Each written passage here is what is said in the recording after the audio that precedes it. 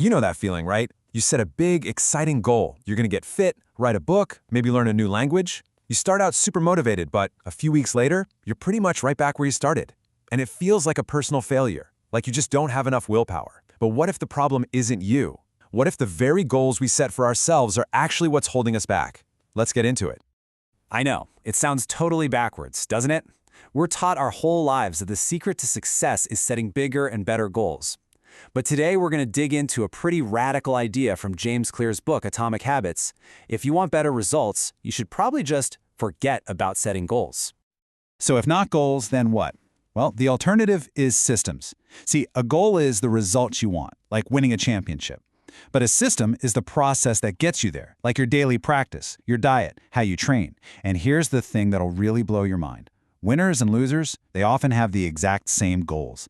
Every team in the league wants to win it all. The goal itself doesn't separate them. The system does. And that brings us to the absolute core idea of the whole book.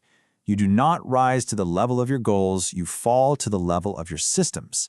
So if you want better results, you don't need a more ambitious goal, you need a better system. And to build that system, you first have to understand this powerful, invisible force that's always at play. This quote just perfectly captures the power of compounding. Think about it. Our small habits, these tiny gains, they feel so insignificant in the moment. You go to the gym once, you don't really see a change. You study a language for an hour, you're obviously not fluent. And we get so discouraged because we don't see those immediate results. But every single action is like one of those hammer strikes, just building up this hidden potential that's about to be unleashed. To really get this, let's use a super simple analogy from the book. Just picture this. You're in a cold room, and there's an ice cube sitting on a table in front of you. Okay, so the room starts to heat up. It goes from 28 degrees to 29 degrees. You're putting in the work, right? You're making the effort. But on the outside, it looks like absolutely nothing is happening. The ice cube is just an ice cube, a solid block. And the temperature keeps climbing. 30 degrees, 31 degrees, and still nothing. This right here, this is the part where most of us give up on our habits. We've been putting in all this work, we see zero tangible results, so we figure, well, this isn't working. And then it happens. Just one single degree shift from 31 to 32 degrees Fahrenheit, and this massive change is unlocked. The ice begins to melt. Now, was it that 1 degree change that did it? Of course not. It was all the warming that came before it. And that is exactly how our habits work.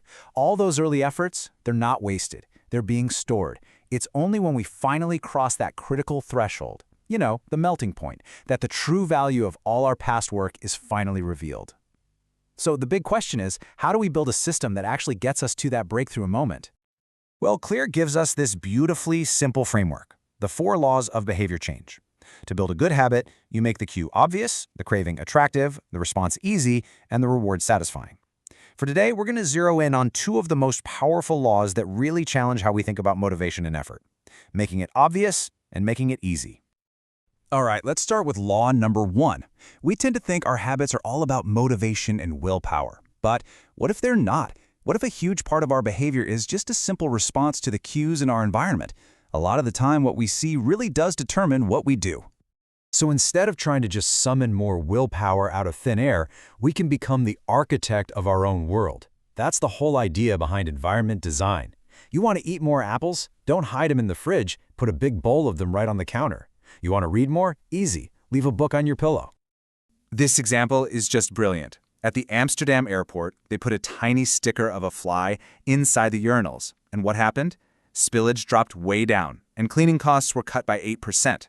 There were no signs, no begging people to be neater, no motivation required, just a tiny obvious cue, a little fly to aim at, and behavior changed instantly and dramatically.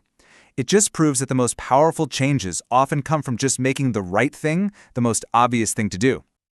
Okay, now for the 3rd law, and this one is a direct challenge to our whole obsession with hustle culture. The truth is, we humans are fundamentally wired to follow the path of least resistance. So instead of fighting that natural tendency, we can actually use it to our advantage. Honestly, this is a total game changer. The initial goal isn't to master the habit on day 1, it's just to master the art of showing up.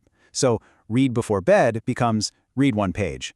Do 30 minutes of yoga becomes take out my yoga mat.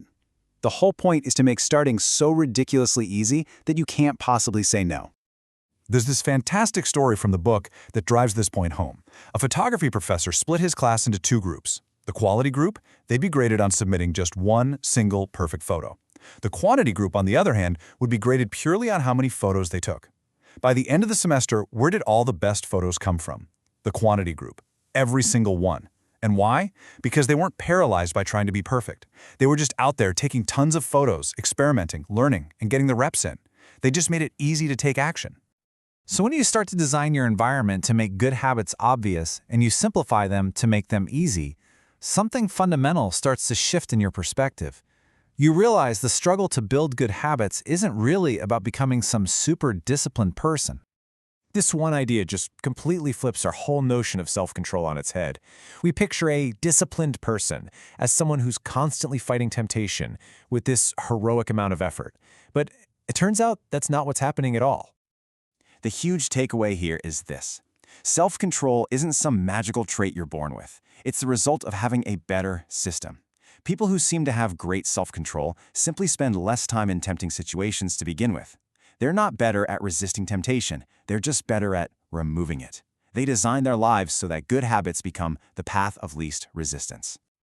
Look, this isn't about some massive overnight life overhaul. It's about finding one small 2-minute action that you can make obvious and easy, right now. Maybe it's just putting your running shoes right by the front door, or leaving one page of a book open on your nightstand. So what's the one tiny thing you can design into your life today that puts a single vote in the ballot box for the person you really want to become?